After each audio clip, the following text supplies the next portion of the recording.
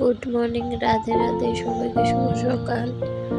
আজকে বৃহস্পতিবার দিন, দেখুন সকালে কি হারে বৃষ্টি হচ্ছে।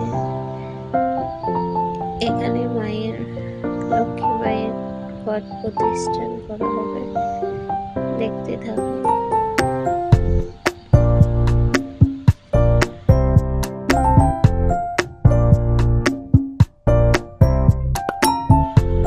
কিছুটা আতপ চাল দিয়ে দিয়েছি, এখানে একটা কয়েন দিয়ে দিয়েছি,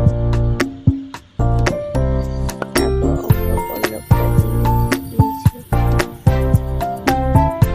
তারপর এটা মিশো থেকে নারকেল নিয়েছিলাম অর্ডার করে, চলে এসেছে।